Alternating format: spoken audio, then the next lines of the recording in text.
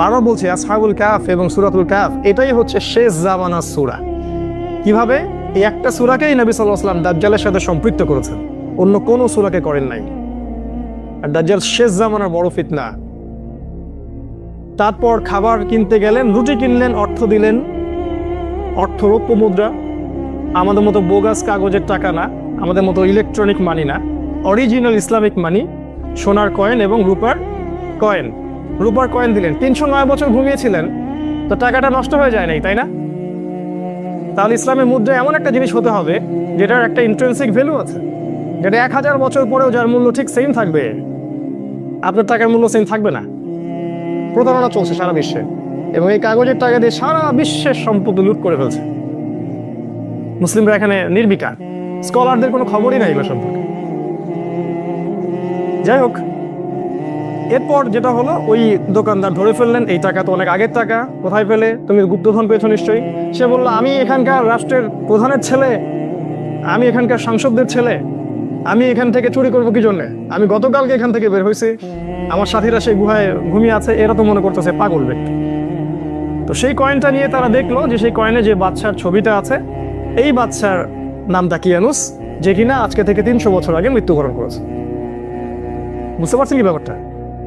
সবাই মিলে তাকে ধরে নিয়ে গেল সেই রাজদরবারের কাছে, এবং সে ব্যক্তি এবার এই রাজদরবারে গিয়ে দেখলো যে এই রাজদরবার তো আমি ছেড়ে আসি নাই, এটা তো নতুন একটা রাজদরবার দেখছি আমি, এই রাস্তা তো আমি চিনছি না, এই বাড়ি ঘরটা আমি দেখিনি আগে, আমি কি স্বপ্ন দেখছি না, আমি পাগল হয়ে গেছি না, আমার মস্তিষ্ক বিকৃত হয়ে গেছে। তখন সেই বাদশা, এবার যে বাদশাটা ক্ষমতায় ছিল, এই বাদশা এবং তার এই সভ্যতা কিন্তু আল্লাহ বিশ্বাস করত। 300 বছর পার হয়ে গেছে, এই 300 বছর পর এই সভ্যতাটা আল্লাহকে বিশ্বাস করত। তারা শুধু একটা কনসেপ্টে বিশ্বাস করতো না, একটা কনসেপ্টে, সেটা হলো আল্লাহ পাক মৃত্যুর পর আবারও বান্দাদেরকে উঠাবেন, পুনরুত্থিত করবেন, এই রিজারেকশন, এটাতে ওরা বিশ্বাস করতো না। এবং তারা শুনেছিল আজকে থেকে প্রায় 300 বছর আগে 9 জন কি 10 জন যুবক এই এলাকা থেকে চলে গেছে রহস্যজনকভাবে, কেউ ওদেরকে খুঁজে পায়নি। এবার সেই বাদশার সেই বোধোদয় হলো যে তোমরাই কি তারা? তারা বললো, হ্যাঁ আমরাই তারা। তোমাদের বাকি সাথীরা কোথায়? গুহায় আছে, চলো দেখতে যাই, চলুন। এবার সব এলাকার লোকজন মিলে সেই গুহার সামনে গেল, গিয়ে দেখলো হ্যাঁ সেই 9 জন সেখানে ঠিকই আছে, তাদের সাথে একজন কুকুরও আছে। আল্লাহ পাক 309 বছর পর এই 9 জন যুবকদেরকে দিয়ে পুরো একটা দেশের মানুষের আকীদা চেঞ্জ করে দিলেন। সুবহানাল্লাহ। যারা আল্লাহতে বিশ্বাস করতো কিন্তু পরকালের এই পুনরুত্থানে বিশ্বাস করতো না, তাদের বিশ্বাস হয়ে গেল যে আল্লাহ পাক এই 9 জনকে যদি 309 বছর পর উঠাতে পারেন, তাহলে আমাদেরকে অবশ্যই আল্লাহ পাক মৃত্যুর পরে আবারও পুনরুত্থিত করতে পারেন। আল্লাহু কাদিরুন আলা কুল্লি শাই, আল্লাহ পাক সমস্ত বিষয়ের উপরে কর্তৃত্বশীল। এই হলো গল্প। এখন শিক্ষা কি? কয়েকটা পয়েন্ট বলে শেষ করছে। 1 নাম্বার, শেষ জামানা হবে গডলেস সভ্যতা। বারবার মনে রাখবেন, আখিরুজ জামানের সূরা হলো সূরাতুল কাহফ। 1 নাম্বার শিক্ষা হচ্ছে শেষ জামানাটা হবে গডলেস, ঠিক যেমন আসহাবুল কাহফের সভ্যতা ছিল গডলেস। আপনি শেষ জামানার আপনার রাজনৈতিক সিস্টেম দেখবেন, সেখান থেকে তারা ধর্মকে তুলে দিবে। শেষ জামানার অর্থনীতি দেখবেন, সেখানে ধর্মের কোনো বলাই থাকবে না। শেষ জামানার শিক্ষানীতিগুলো দেখবেন, সেখান থেকে ধর্মকে তুলে দেওয়া হবে। শেষ জামানার সামাজিক অবস্থাগুলো দেখবেন, এখান থেকে ধর্মীয় হেদায়েত উঠে যাবে। এমনকি যে গুটি কয়েক মানুষের মধ্যে ধর্মের চেতনা থাকবে, তারাও হবে প্রোটেস্ট্যান্ট ধার্মিক। তারা শুধু নামকা ওয়াস্তে ধর্মকে ধরে রাখবে, কমপ্লিটলি তারা কেউ ধর্মকে ফলো করবে না। এই হলো শেষ জামানার বাস্তবতা। শেষ জামানাটা হবে গডলেস ওয়ার্ল্ড, যেটা এখন এই পশ্চিমা সভ্যতার হাত ধরে সারা পৃথিবীতে এই গডলেস ওয়ার্ল্ড ছড়িয়ে পড়েছে। আর অল্প কিছু মানুষের মধ্যে দিনটা সীমাবদ্ধ আছে, তাদের সংখ্যা নিতান্তই কম, নিতান্তই কম। ঠিক যেমন আসহাবুল কাহফের সংখ্যা ছিল নিতান্তই কম। এটা হচ্ছে পয়েন্ট নাম্বার 1। পয়েন্ট নাম্বার 2, শেষ জামানাতেও অল্প কিছু মানুষ এই দিন ইসলামের শেকড়টা আঁকড়ে ধরে থাকবে। ইসলামের শেকড়টা এমন একটা শেকড় যেটাকে পুরোপুরি কেটে ফেলা কখনো সম্ভব নয়। এটা কেটে ফেলবে, আবার গজাবে, আবার আক্রমণ করবে, আবার গজাবে, এবং শেষে এই শিকড়টা থেকে একটা বড় বৃক্ষের জন্ম হবে, যে বৃক্ষটা হচ্ছে ইমামুল মাহদী এবং ঈসা আলাইহিস সালাম, যাদের হাত ধরে আল্লাহ রাব্বুল আলামিন জেরুজালেম, কনস্টান্টিনোপল সহ পুরো বিশ্বের খেলাফা আমারও দান করছেন অচিরেই ইনশাআল্লাহ তাআলা। কোনো সন্দেহ নাই এই বিষয়ে।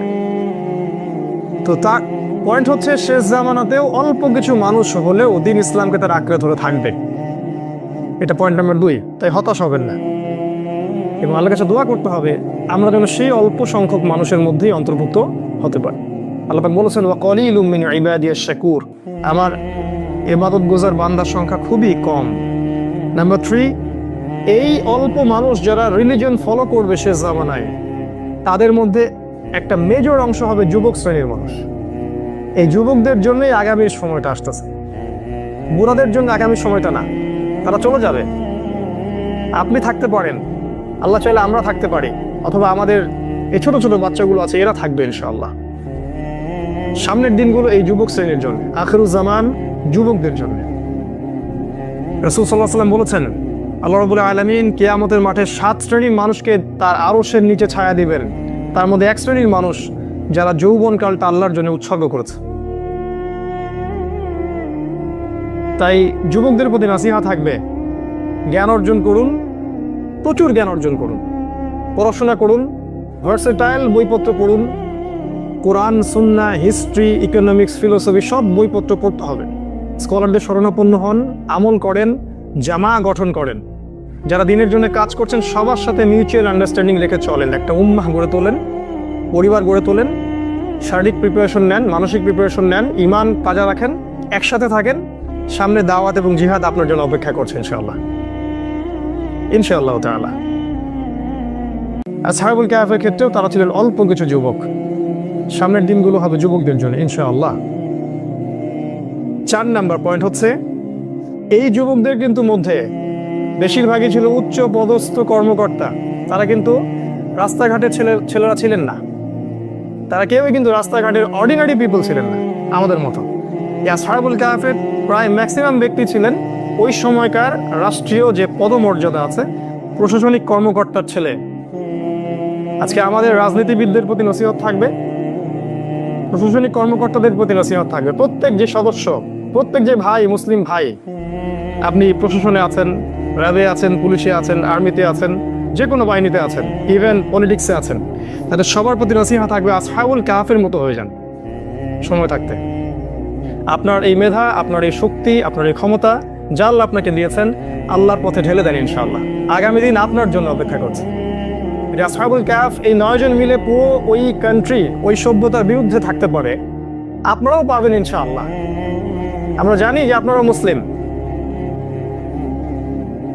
হয়তো চাপের কারণে হোক, দুনিয়াবি কোনো কারণেই হোক, ইমানের চর্চা না থাকার কারণেই হোক, কোনো না কোনোভাবে আপনাদের হৃদয়টাকে করাপ্টেড করে ফেলা হয়েছে। আমরা দোয়া করব আল্লাহ পাক আপনাদেরকে যেন ইসলামের দিকে ফিরিয়ে নিয়ে আসেন। কারণ আপনাদের দ্বারা যে খেদমতটা সম্ভব সেটা আমাদের মতো অর্ডিনারি পিপলদেরকে দেওয়া সম্ভব নয়। আপনাদের মধ্যে পড়াশোনা আছে, ম্যাচুরিটি আছে, আপনার ওয়ার্ল্ড অ্যাফেয়ার্স বোঝেন, ইকোনমিক্স বোঝেন, পলিটিক্যাল সায়েন্স বোঝেন, আপনার রিলিজিয়নও বুঝবেন ইনশাআল্লাহ। সঠিক জায়গায় আসলে রিলিজিয়নও বুঝবেন ইনশাআল্লাহ। আপনাদের মধ্যে সামরিক ট্রেনিং আছে যেটা সামনের দিনগুলোতে খুব প্রয়োজন হবে। সার্ভাইভ কীভাবে করতে হয় সেটা আপনারা জানেন। প্রত্যেক প্রশাসনিক বড় বড় কর্মকর্তা জানে যে মালহামা সামনে আসছে। আমরা জানি না, তারা জানে, প্রত্যেকেই জানে। আমরা তাদের জন্য দোয়া করবো এবং তাদের জন্য আমরা হেদায়েতের আলো মিম্বর থেকে ছড়িয়ে দিব। আল্লাহ পাক তাদেরকে ইসলামের দিকে ফিরিয়ে আনুন এবং সমস্ত পাপাচার, সমস্ত ঘুষ, সমস্ত দুর্নীতি, জালেমের সাহায্যকারী হওয়া এবং অন্যায়কে পেট্রোনাইজ করা, এই সমস্ত বিষয় থেকে আল্লাহ পাক ওদেরকে বের করে নিয়ে আসুন। আল্লাহুম্মা আমিন।